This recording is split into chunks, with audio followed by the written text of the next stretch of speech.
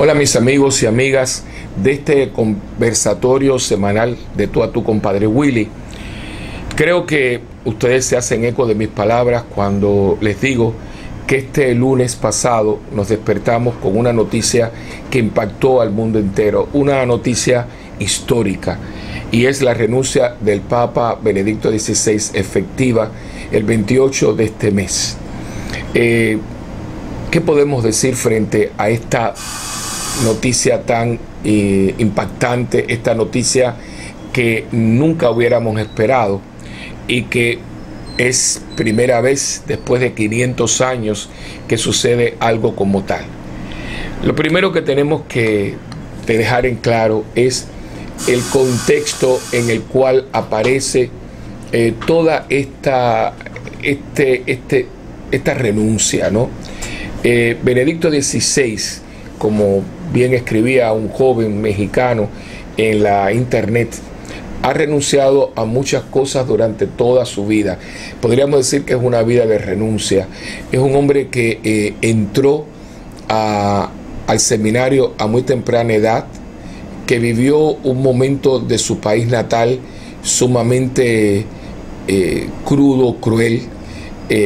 Muchas veces hemos visto la fotografía en la cual él aparece con ese uniforme tan particular que tenían que llevar los niños en la Alemania nazi, y que ha sido tan distorsionada porque la gente no entiende que cuando un niño vive en un país totalitario, la única manera para estudiar, la única manera para tener algún tipo de acceso al mundo académico es ser parte de estas huestes, ¿no? Y que todos caminan iguales, todos se visten iguales y demás. Todavía hay países donde esto sucede, tan cercano como Cuba, Corea, Vietnam. Son países que son totalitarios y por lo tanto no hay acceso a nada, especialmente al mundo académico, si el niño no está en todo este engranaje, que tampoco es voluntario por parte de los padres, sino que es la patria potestad que la tiene el gobierno. Después de haber estado allí, de haber visto tantos amiguitos, de haber visto cómo su país después era bombardeado, totalmente destruido, este hombre ya vemos que comienza su vida con una madurez muy particular. Cuando una persona en su tierna edad, en su juventud, sufre, madura mucho más temprano que cualquier otro joven en cualquier otra parte del mundo. Inmediatamente después este joven entra en el seminario, se ordena y comienza su trayectoria académica, que ha sido de un regalo inmenso para el mundo y para la iglesia. Yo de hecho providencialmente me estaba leyendo en estas últimas semanas dos libros de él. Uno, los opúsculos que están unidos al Jesús de Nazaret. Me estaba leyendo la infancia y el nacimiento y la infancia, y aquí tengo desde la entrada en Jerusalén hasta la resurrección. Y uno que me ha ayudado mucho, que es por Pablo Blanco Sarto, Joseph Ratzinger, Benedicto XVI, un mapa de sus ideas. Y es muy bueno, es un libro sencillo, pero poder rastrear toda la trayectoria intelectual, teológica y espiritual de este hombre que ha sido un regalo a la iglesia. Y toda la vida ha estado ahí dándose, entregándose, renunciando a todo, y sobre todo en gestos muy humildes. Si hay algo que caracteriza a Joseph Ratzinger, Benedicto XVI, es la humildad de su persona. Uno tiene que, por ejemplo, ver algo muy particular. A nadie le gusta que lo comparen. Las comparaciones, de hecho, hay un refrán que dice que las comparaciones son odiosas. Este hombre, cuando asume el papado, sabe que toda su vida iba a ser comparado con alguien a quien él sirvió, a quien él amó, a quien él lo tuvo como gran amigo y que fue íntimo colaborador, no solamente de su persona, sino también de su papado. El papado de Juan Pablo II está muy impregnado de la persona de Joseph Ratzinger. Él fue la persona a quien el Papa Juan Pablo II escogió para que dirigiera la difícil congregación de la doctrina de la fe, que es una congregación que ha sido muy criticada, muy atacada, como la Inquisición moderna, que está muy lejos de ser eso hoy en día, y que asumió Benedicto XVI, Joseph Ratzinger, de una manera muy responsable y sobre todo con mucha mano izquierda, en el sentido de que nunca fue un hombre avasallador, cruel. Al contrario, muchas veces cuando personas pues dejaban el camino de la ortodoxia, de la doctrina de la iglesia, él siempre daba el beneficio de la duda y los traía para conversar, porque se daba cuenta de que muchas de estas personas que en los mass media, en el mundo de la comunicación, eran tildados de aquí o de aquello, él se daba cuenta de que estas personas, muchas habían tratado de llevar el mensaje de una manera más explícita, más cercana al hombre, y que quizás en ese deseo de tocar al hombre y a la mujer de hoy, habían tenido estas divergencias, de estos desaciertos doctrinales. Esto lo vimos muy claro cuando él tuvo que confrontar todo lo que era la teología de la liberación, que venía de un contexto de solidarizarse con los pobres, fruto, ¿verdad?, de aquella famosa reunión de la Conferencia Episcopal de los Obispos de la América Latina en Medellín y después en Puebla, donde se hizo una opción preferencial por los pobres. Un grupo de sacerdotes, teólogos latinoamericanos comenzaron a buscar una teología que expresara la realidad de América Latina. Y basándose, ¿verdad?, en textos evangélicos y demás, pues surge todo esto que nosotros hemos conocido como la teología de la liberación, que en un momento dado fue muy distorsionada y sobre todo muy manipulada, y que en muchos momentos llegó a ser algo que ya no era el mensaje explícito de Jesús. El Papa Benedicto XVI, aquel entonces Joseph Ratzinger, tuvo que confrontar todo esto, y es, ¿verdad?, de historia, como él lo planteó, como él habló, los documentos que salieron de la Sagrada Congregación para la Doctrina de la Fe, y la ecuanimidad en todo momento para que no se creara un conflicto, sino que al contrario se viera como un modo de reconciliación y de regreso a la doctrina de la iglesia, que siempre, sobre todo, ama a todos por igual, y que si bien hay una opción preferencial por los pobres, eso no se puede buscar o justificar para que se tomen, ¿verdad?, decisiones o opciones que carecen de fundamento cristiano. Pongo esto como ejemplo para que uno entienda que este es un hombre que ha estado toda la vida ahí en el silencio, atrás, a un lado, como hemos visto en innumerables fotografías en estos días. Juan Pablo en el medio, Juan Pablo en primera plana, el Papa Joseph Ratzinger a un lado, con una sonrisa, sin ningún celo, sin ninguna envidia. Y esto no es fácil, esto habla mucho de la persona. Y este hombre ha sido un hombre que constantemente ha estado ahí, ha tenido una cantidad de posiciones, lo que nos deja como hombre de ideas, de teología, es inmenso. Nos deja 3 encíclicas preciosas, nos deja este año de la fe, y sobre todo fue un hombre que, precisamente por el regalo que Dios le ha hecho de un intelecto privilegiado, ha tratado de reconciliar la razón y la fe, que en ciertos grupos muchas veces han tratado cada uno de defender la suya desde un torreón, ¿verdad?, privilegiado, criticando a la otra. Y sin embargo, él, de una manera, yo diría, extraordinaria, ha tratado y ha explicado que cada una se complementa a la otra.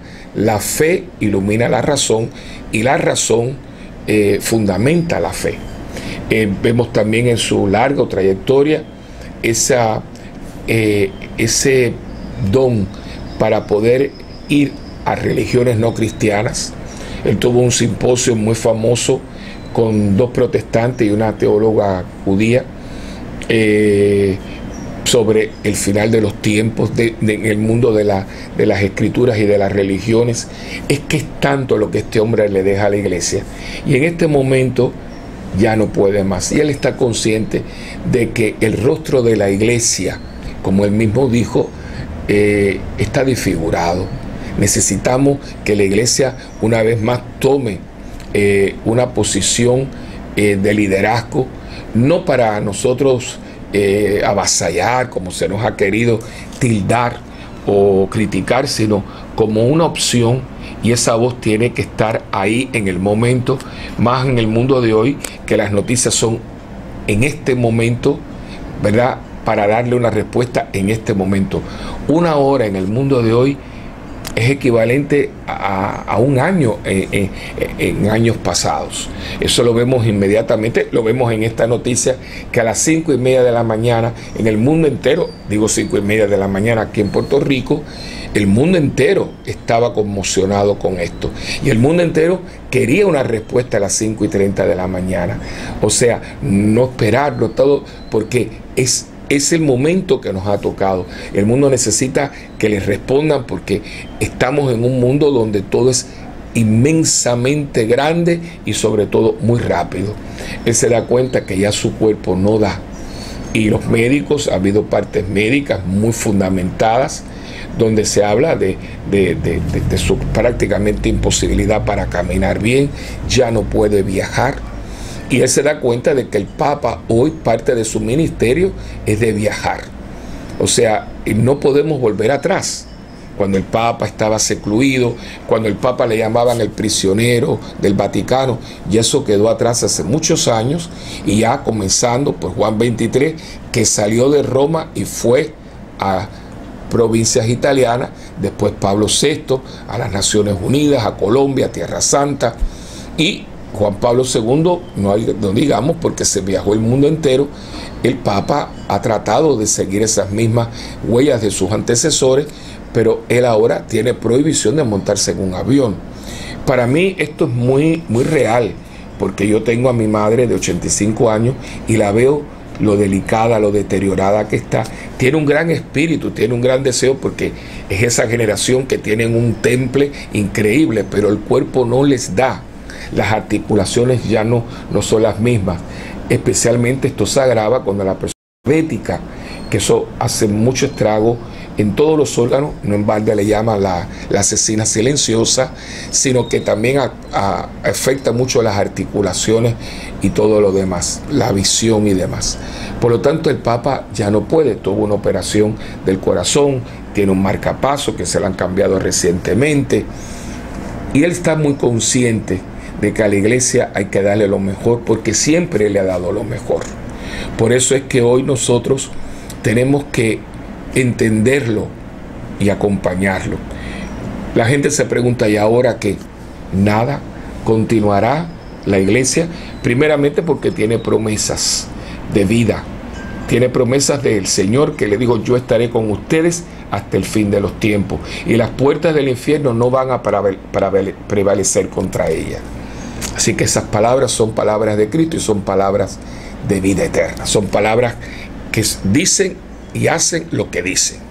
Pero además de eso está toda la continuidad de la iglesia, ¿verdad? El día 28 de febrero a las 8 de la noche, el Papa se va a transferir a Castel Gandolfo, y después, posterior, a un convento de clausura en territorio vaticano. Y va a acompañar a la iglesia, no ya como pastor de la Iglesia Universal, vicario de Cristo en la tierra, obispo de Roma, sino que lo va a hacer ya como un siervo de Dios en la clausura, a través de la donación de sí mismo en el sacrificio y la oración. Y lo hace, fíjense qué día, lo hizo el Día Internacional del Enfermo, Día de Nuestra Señora de Lourdes, como diciendo: yo soy uno más, yo soy un enfermo más, que quiero ofrecerle al mundo mi enfermedad y acompañar a esa iglesia a la que siempre he amado con mi enfermedad. No nos deja, sino que nos acompañará de otra manera, y dejará, ¿verdad?, el espacio para un hombre que tenga en este momento la vitalidad y sobre todo la capacidad física, mental y espiritual para poder llevar a cabo la misión petrina, el ministerio petrino que Cristo le encomendó a Pedro y a sus sucesores. A nosotros como cristianos católicos ahora nos toca hacernos eco de especulaciones, de tonterías, de muchas críticas de personas que primeramente no son católicos, se podrán llamar, pero no son católicos porque no conocen la vida de la Iglesia católica. Muchas veces se hablan sin fundamento, sin conocimiento de causa. Nosotros no nos podemos hacer eco, ni perder la paz, ni caer en ansiedad, porque gente en los medios y demás quieren sacar rating una vez más a costa de la Iglesia, haciéndose ellos peritos de algo en los cuales muchas veces no saben de lo que están hablando. Y nosotros acompañar al Papa con nuestra gratitud y nuestra oración. Creo que hay que ser agradecidos, y este hombre le ha dado al mundo su vida, al mundo y a la Iglesia, como académico, como sacerdote, como obispo, como cardenal, como perito en el Concilio Vaticano II, fue pieza clave en el Concilio Vaticano II, y lo tenemos al lado de grandes teólogos como Urs van Balthasar, el teólogo Karl Rahner, bueno, todos esos hombres que estaban en el concilio, y que él fue parte de ellos. O sea, este es un hombre que se ha gastado por la Iglesia. Hay que darle las gracias. No podemos ser mal agradecidos y orar por él para que el Señor lo sostenga y el Señor lo ayude en este momento difícil de su vida. Este es un hombre que pudo haberse quedado ahí y delegar y más o menos hacer las cosas a través de otras personas, pero él sabía que no. Siempre le ha dado lo mejor de sí mismo a la Iglesia y no quería ser menos en este momento. Y por supuesto, este es un momento de oración. Y esto sucede precisamente dentro de la Cuaresma. Por lo tanto, nos da un marco de referencia privilegiado. En el año de la fe, en la misión intercontinental que los obispos de América Latina han proclamado para América Latina, y en la Cuaresma de 2013. O sea, todo esto, hermano, es providencial, no hay casualidades, lo cual a nosotros nos pone en un marco de referencia para que nosotros podamos acompañar y ser hombres orantes. Esta Cuaresma va a ser única en la historia de la humanidad, y nosotros tenemos que aprovechar esos tres pilares de la Cuaresma, que son oración, penitencia y limosna, ofrenda, para utilizarlas y tomar el ejemplo de un hombre que ha hecho de su vida eso. Ha sido un hombre de oración, un hombre de penitencia, porque se ha negado muchísimas cosas a las que tenía derecho como todo cristiano, y un hombre que ha ofrendado no las cosas, su vida entera. Y como les dije, seguir rezando, orando en este tiempo tan hermoso que la Iglesia nos propone en el tiempo de Cuaresma. Espero que con estas palabras les haya ayudado para que nos demos cuenta de que la Iglesia no pasa. La Iglesia tiene momentos donde uno siente que se estremece, pero sigue ahí. Pues la Iglesia no es una cosa de hombres. La Iglesia no es de Papa Benedicto, ni del Padre Willy, ni del Padre fulano, ni del obispo otro, ni de usted que me está escuchando. La Iglesia es de Jesucristo. La Iglesia salió del costado de Cristo, agua y sangre, bautismo y Eucaristía. Por eso nosotros somos dichosos y bendecidos, porque somos recipientes del gran don que Dios nos da de ser hijos del Padre, hermanos de Jesucristo, miembros de la Iglesia y templos del Espíritu Santo. Que María Santísima, modelo de la Iglesia, mujer de fe, que siempre estuvo ahí desde el momento del pesebre, la cruz y Pentecostés, anime, sostenga al Papa Benedicto XVI y a todos nosotros nos ayude a caminar de la mano de Jesús hacia la casa del Padre. Que Dios los bendiga a todos y ¡viva el Papa!